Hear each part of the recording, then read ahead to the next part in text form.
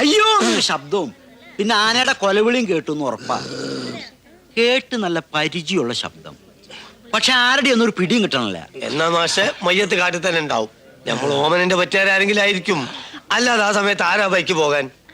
എന്താ ആ വഴി ഓമനയുടെ വീട്ടിലേക്ക് മാത്രമുള്ളതാ? ഏതായാലും പോലീസിലേക്ക് ആള് പോയിട്ടുണ്ടല്ലോ, അവര് വരട്ടെ.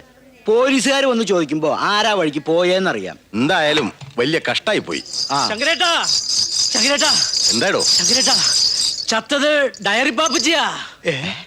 നരിവടയെന്ന് പാപ്പച്ചിയുടെ ഡയറിയും 5-6 പരിപ്പോടയും കിട്ടിയിട്ടുണ്ട്. പരിപ്പോട് ഇവിടത്തേതാണെന്നാണ് ആള് പറയണത്. പിന്നെ ഇവിടുത്തെ പരിപ്പടയാണെന്ന് തിരിച്ചറിയാൻ അതിനെന്താ വല്ല കൊമ്പുണ്ടോ? പറഞ്ഞത് ഞാനല്ല, പിന്നെ അവിടെ കൂടിയിരിക്കുന്ന നാട്ടുകാർ പറഞ്ഞതാ. അല്ല, അപ്പൊ ചത്തത് നമ്മളെ പാപ്പച്ചിന്റെ. ശങ്കരേട്ടാ, ഒരു ചായം കൂടി എടുത്തേ. അയ്യോ, ഇവിടുത്തെ പറഞ്ഞു വെറുതെ മനുഷ്യൻ.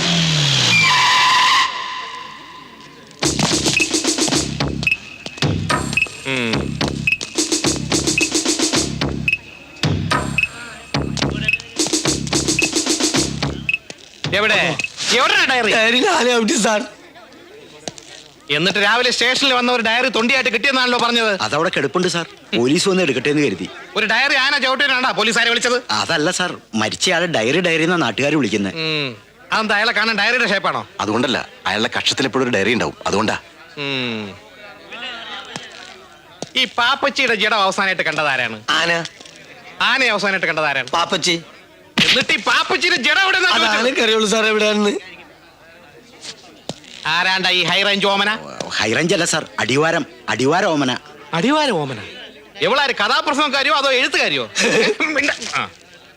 അടിവാര ഓമന എവിടെ അവൾ? ഓമനെ, ഓമനെ.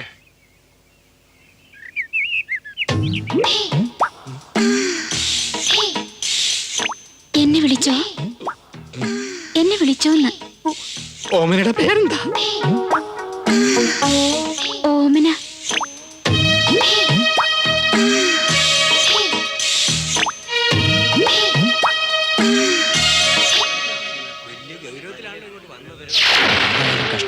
മനുഷ്യന്മാരുടെ കാര്യമൊക്കെ അത്രേ ഉള്ളൂ. എന്റെ ചായനെ ചവിട്ടിയാന എന്നെയും കൂടി ചവിട്ടിക്കൊല്ലണേ എന്റെ കർത്താവേ. നമുക്കിനി ആരുണ്ട് മക്കളെ? ഞാനിത് എങ്ങനെ സഹിക്കും? പോലീസ് വന്നു, പുറകെ പോലീസ് പട്ടിയും വരുന്നുണ്ടെന്ന് കേട്ടു. ഏത് പട്ടി വന്നാ എന്താണോ? എന്റെ കുഞ്ഞു പോയില്ലേ? അയ്യോ.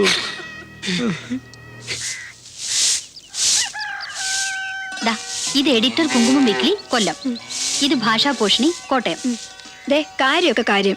ഇത് അച്ചടിച്ച് പൈസ വരുമ്പോ എന്റെ സമ്പാദിക്കൊടുക്കലിടാൻ 25 റുപ്യയും തരണം. തരാടി ആർത്തി പണ്ടാരെ, പക്ഷെ 25 തരില്ല, 10 രൂപ തരാം. പള്ളി പറഞ്ഞോ? എന്താ രൂപയുടെ കണക്ക്?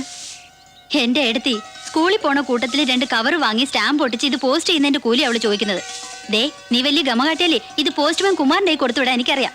എങ്കിൽ കവിത അച്ചടിച്ചു വന്ന തന്നെ.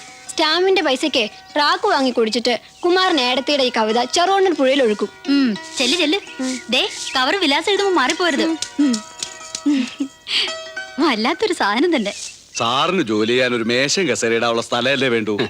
എനിക്ക് എത്ര സ്ഥലം വേണമെന്ന് ഞാൻ തീരുമാനിച്ചോളാം. എന്താണ് പ്രശ്നം? ഇച്ചായ, കൃഷി ഓഫീസിലുള്ള നമ്മുടെ നെല്ലും വിത്തൊക്കെ എടുത്ത് മാറ്റണത്ര. ഞങ്ങളുടെ 4 ആൾക്ക് വിത്തും നെല്ലും അകത്തിരുന്ന ഇയാൾക്ക് എന്താണ് കുഴപ്പം? കുഴപ്പമുണ്ട്. നിങ്ങൾക്ക് മുമ്പ് ഇവിടെ കൃഷി ഓഫീസർമാർ വന്നിട്ടുണ്ട്, ഭരിച്ചിട്ടുമുണ്ട്. അവർക്കാർക്കും ഇല്ലാത്ത. ഇതിന് മുമ്പുള്ള ഓഫീസർമാർ എന്ത് ചെയ്തു എന്നുള്ളതല്ല, 4 മുറിയുള്ള കെട്ടിടം വാടകയ്ക്ക് വന്നിട്ട് അതിൽ 3 എണ്ണവും നിങ്ങൾ തന്നെ കൈയടക്കി വെച്ചിരിക്കുന്നത് ശരിയല്ല. 1 മാസത്തെ അവധി വരും. ആ ചാക്ക് കെട്ടുകൾ അവിടെ നിന്ന് എടുത്ത് മാറ്റണം. ഇല്ലെങ്കിലോ? മാറ്റണം.